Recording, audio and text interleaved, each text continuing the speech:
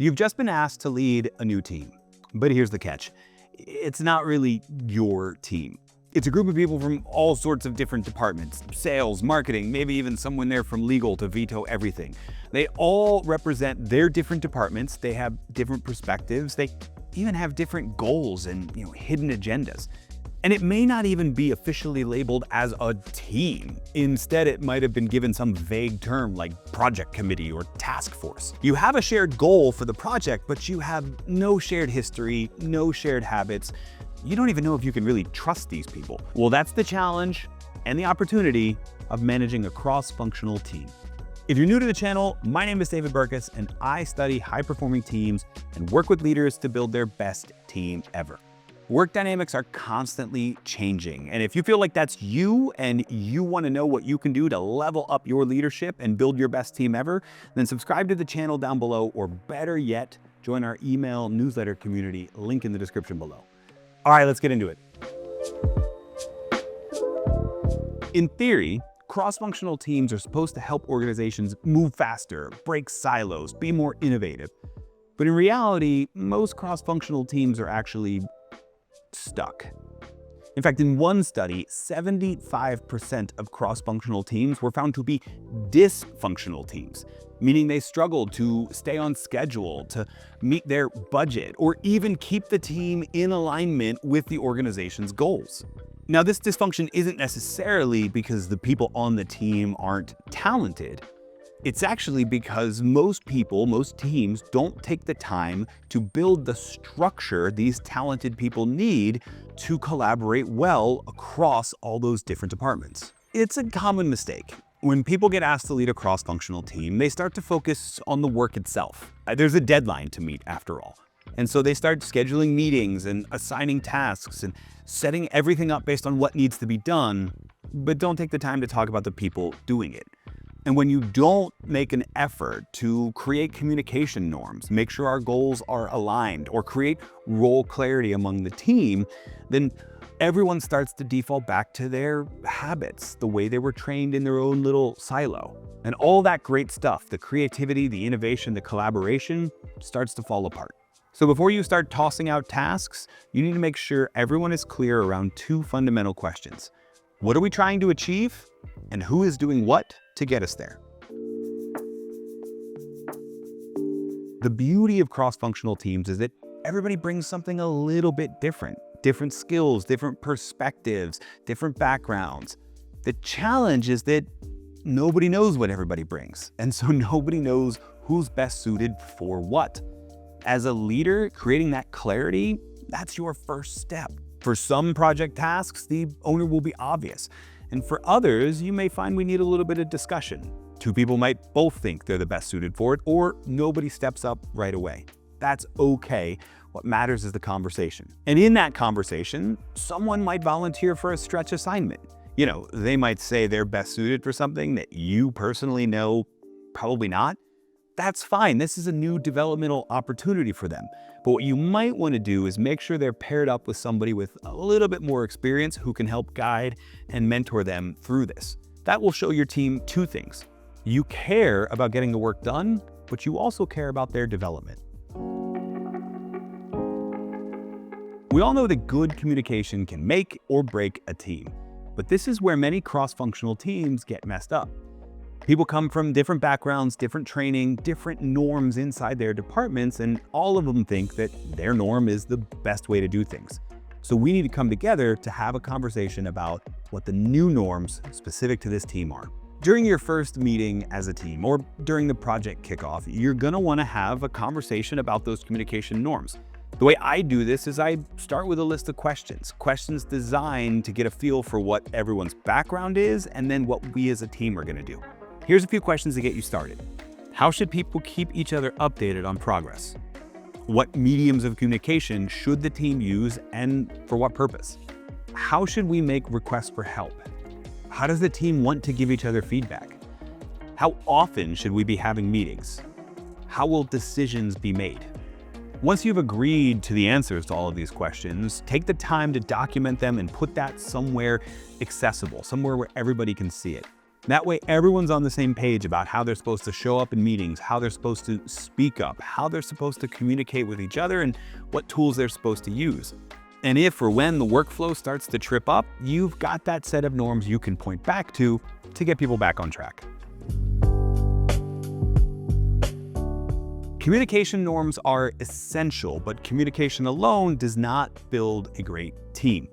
You're going to want to develop a sense of empathy on the team, or what I call common understanding. And think about it. You've got all these people from different backgrounds who are trained to think differently. And unless you understand how they think, when you try and communicate with them, you're going to end up talking past them. The good news is that empathy can be built. Start by having everyone on the team share a bit more about them, not just their role, but what does success look like for them in their home department? How is their boss judging their performance?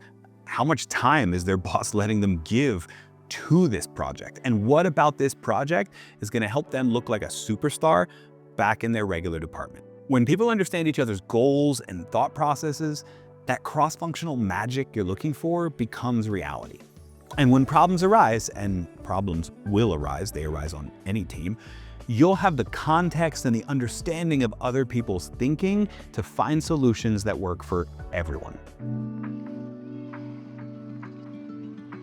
And speaking of conflict, you might find in the early days of the project, of the team, that there is none.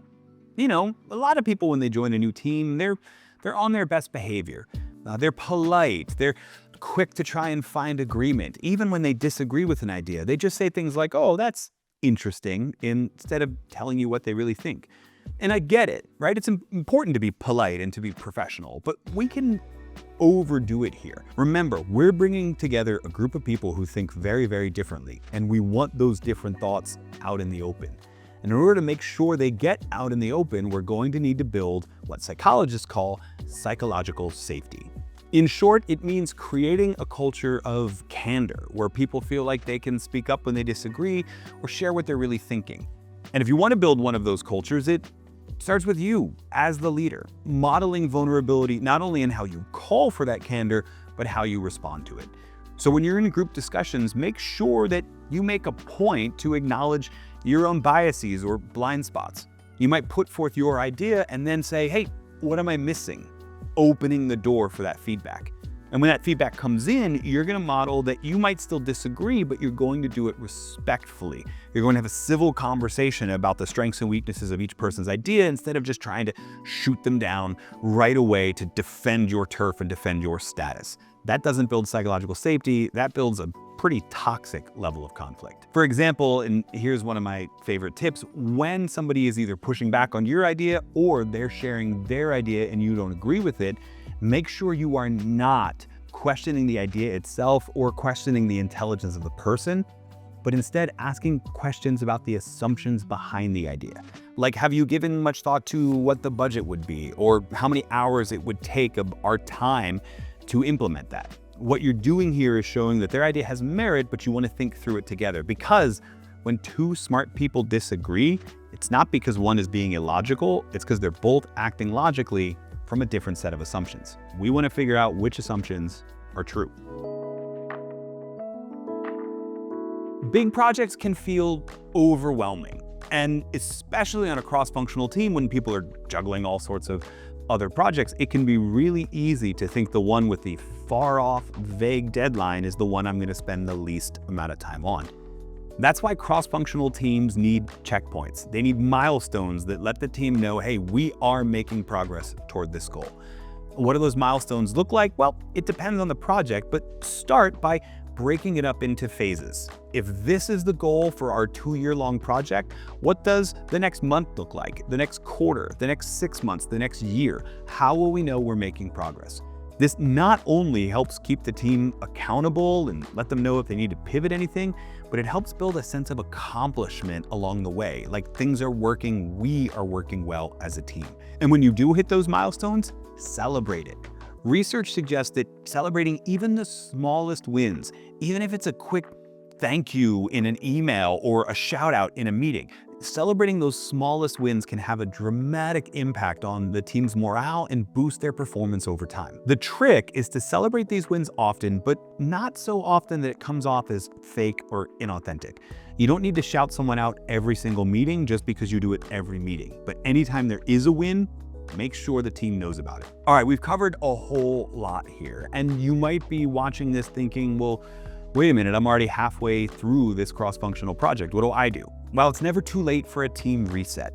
The next time your team gets together to meet, make sure they're aware of shared goals, communication norms, and even a few wins. And then you can pick up implementing all of this from there. Cross-functional teams can be a big win for organizations, or they can be a big headache.